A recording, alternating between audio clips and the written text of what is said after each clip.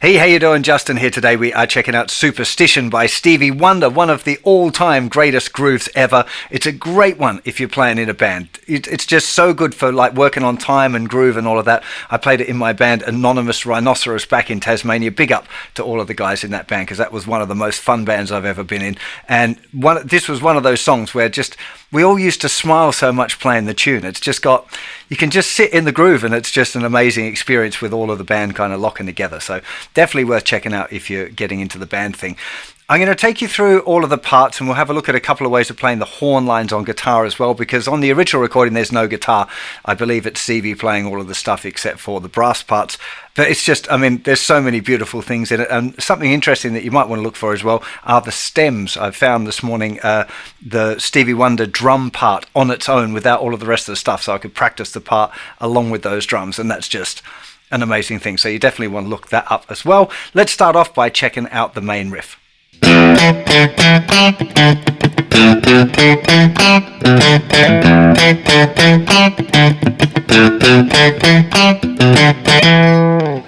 Now there are loads of variations of this riff as we go through, but let's start off with this as kind of the foundation groove where all of the other ones are just variations of, and this is pretty much what's played at the front of the tune. So we're going to start with an open E here. We're going to be playing this pretty aggressively with the picking, so make sure the rest of the fingers are kind of resting on the other strings as well to make sure they keep quiet. So we got E, then we're going to play another E, which is the 7th fret of the 5th string. Then the 5th fret with the first finger, and then back to the 7th fret. Then we're going to play 5th fret on the 4th string, then 5th fret on the 5th string, and then we've got 3 muted clicks. So just that first bar of the riff, it's a 2-bar riff. We've got 1 and 2 and 3 E and A, 4 E and A. Now you're going to do down picks here on all of these notes. Now this note here is going to be an up pick, and it's happening on the last 16th note of beat 3. 1 and 2 and 3 E and A, E and A. So we've got up, down, up after beat 4. So 4 E and A. Okay, like I said, I'm going to talk about the picking a little bit more detail in a sec, but let's start by getting the riff kind of right and with the right picking direction. So bar 1, 1 and 2 and 3 E and A, 4 E and A. Bar 2,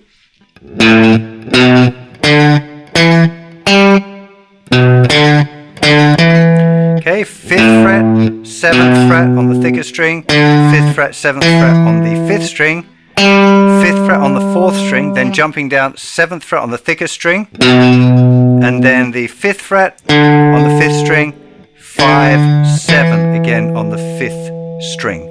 So the second bar, 1 and 2 and 3 E and A, 4 and A.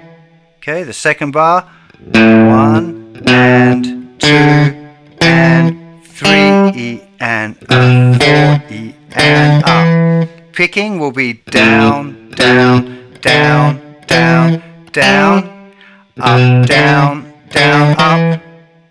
Let's go through those 2 bars together. 1 and 2 and 3 E and A, 4 E and A. 1 and 2 and 3 E and A, 4 and A. 1 and 2 and 3 E and A, 4 E and A. 1 and 2 and 3 E and A, 4 E and A. In order to make the guitar sound a little bit like Stevie's clavinet part there, the notes want to be really staccato, so you want to try and keep them real short.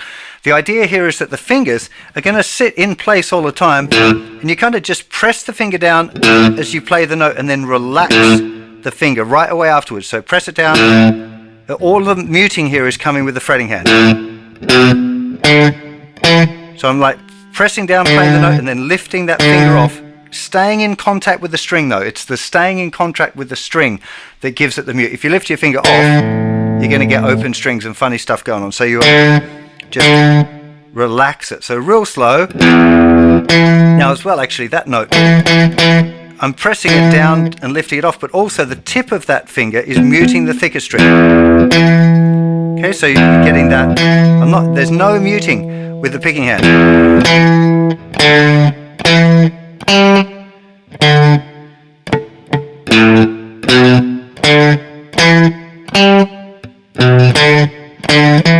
Can you hear how nice and short all of the notes are?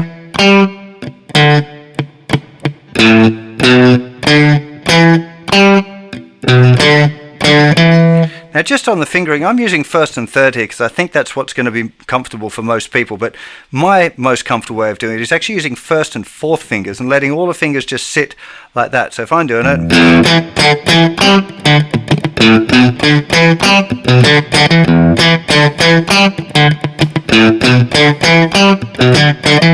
it just feels easier for me using first and fourth there like that. That means those two fingers are kind of hanging around muting as well a lot, but you can choose whatever fingering is comfortable for you. One last other bit to mention is the very intro as well. Okay, 1, 2, 3 and 4 and, so 3 and, second 16th note, and then the and, up pick, down pick. 1, 2, 3 and 4 and, just 5th fret, 7th fret on the 6th string and 5th string.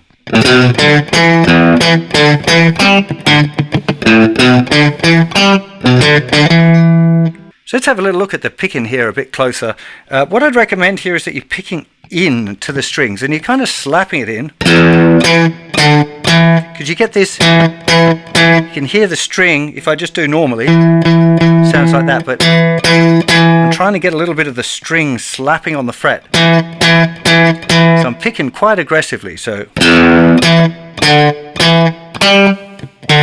Now here's that up pick, then 3 mutes, so 1 and 2 and 3 E and up, 4 E and up, 1, 2 and 3 E and 4.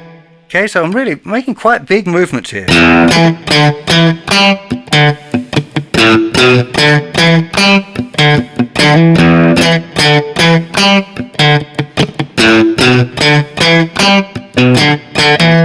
Okay, I think that this idea of in and out is really helpful. You really get that nice slappy feeling, and it helps loosen the hand up as well, because it's not like this kind of picking. It's kind of a bit more wristy like that, like you're strumming. I'm exaggerating for effect, but it feels nice and kind of loose here. It's not like a normal picking motion where it's a little bit looser. You need to be a bit more aware of the muting with your fretting hand. But you should note for the very beginning, we're starting with an up pick as well on the thicker string. Up, down, down, down.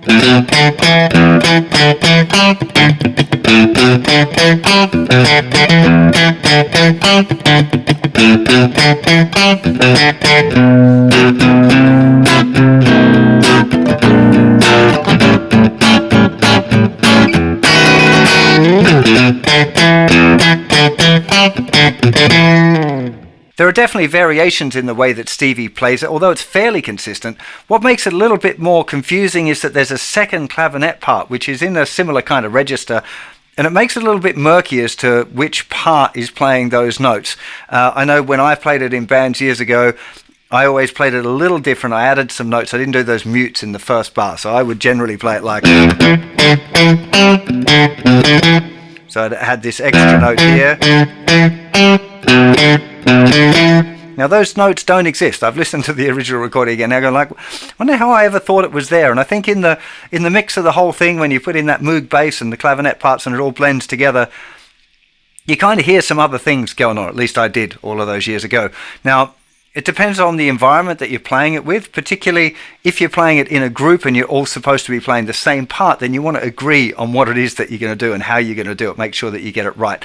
That matters as well with the horn part that we'll look at in a little bit. You want to make sure that you're playing it the same as the horn section or the keyboard player if they're playing that line. If you're doing it in a band context, if you're doing it on your own, just jamming it with the record, then it doesn't really matter so much. Hey, now it plays that riff through a bunch of times.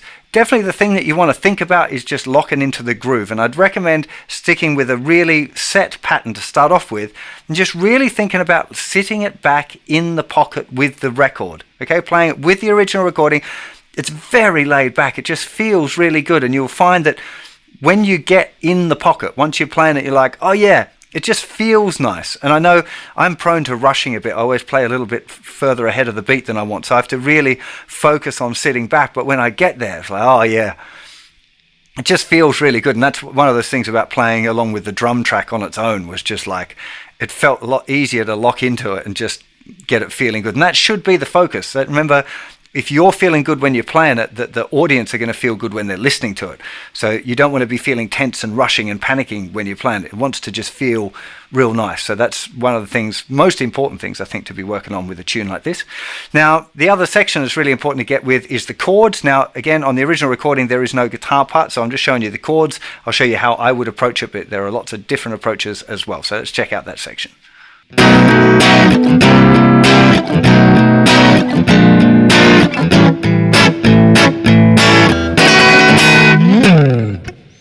So this is the chord section in the chorus, I guess. It's a B7, C7, B7, B flat 7, A7,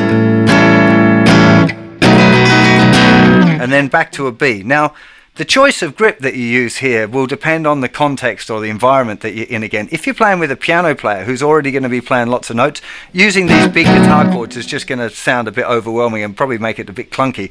So I'd be more inclined to use a nice little grip like this. This is my preferred fingering, but it doesn't really matter which fingering you use. This is 7th fret on the thickest string, muted the 5th string, 7th fret on the 4th string, and 8th fret on the 3rd string. So that would be the B7. So 1, 2, 3, 4. 1, 2, 3, 4. 1, 2, 3, 4. Okay, on that last one on the A, 1, 2,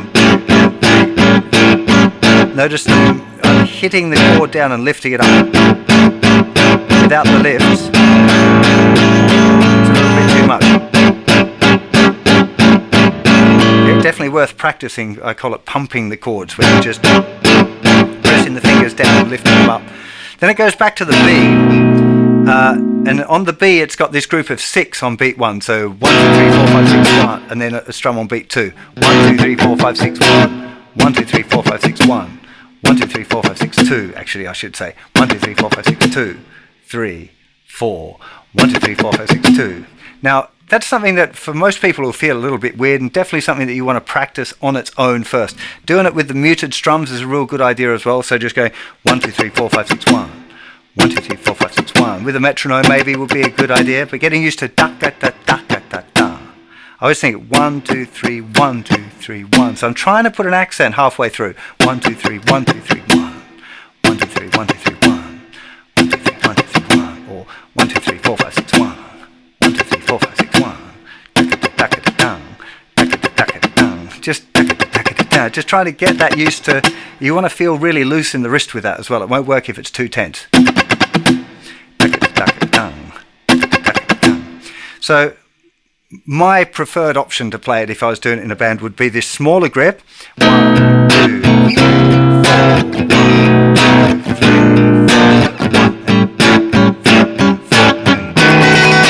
4. Now I'd be using. I think this is a nice way of playing. This is it's a B7, that's a B9, 6th fret, 7th fret, 6th fret, 7th fret on the middle strings. You might know that as an E half diminished chord, but in this case it's functioning as a B9. You can also lay your little finger down. I think it's just nice to hear that B. Okay, a little slide off if you want. Again, we're copying a piano groove, so there's no slide offs there, so you can do it how you like. But I think that's the kind of the version that works best for me. So that's the two main sections, but there's also a horn line, which is a real nice one to play. If you're doing it in a band, when it comes to that part, to double the horn sections is kind of a nice idea. It goes like this.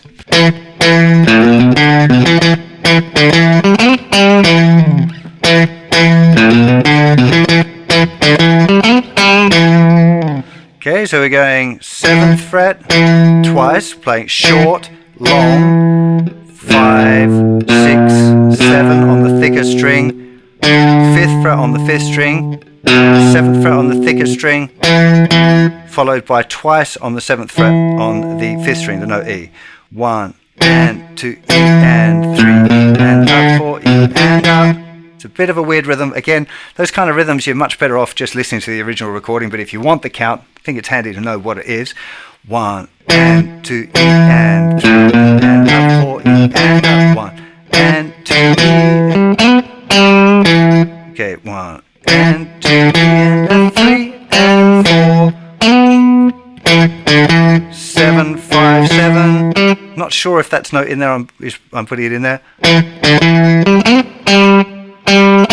Then 9th fret, 3rd finger sliding up on the 4th string. Back to the 5th fret on the 4th string, and then finishing on the root note. 1 and 2 E and 3 E and 4 E and 1 and 2 E and 3 and 4. 1 and 2 E and 3 and 4. I really hope you enjoy playing this tune, and I mentioned earlier on, but I think it's really key thing here is playing along with the original recording and trying to lock into that groove. Really trying to feel the time and trying to relax into it. It should feel like you're sitting in a great comfy old sofa. Like it's just in. It shouldn't feel tense and tight and focused. It should be like you learn it, you practice it. So the practicing it and learning it part, getting it right, getting the mechanics sorted out, knowing what the notes are, is kind of a separate part to the jamming it part. You need to do that first. You need to spend time focused, being attentive, making sure that you're doing the right picking directions and all that sort of stuff. Once you're through that, though, the next part of it, the important part, is the making it feel good. Like just really, jamming along with the original recording and really focusing on just your time. And I'd spent actually a couple of hours this morning just playing this tune along and just really trying to sit back into it, because it's been ages since I played this kind of tune, and you lose it a little bit. Well, at least I feel like I have. So by practicing it again, I'm starting to feel like, yeah, I'm getting back in the comfy seat, and it feels really good when you do that. And really the only way to do it is to practice it. And this isn't a super easy tune, but it's not super difficult either.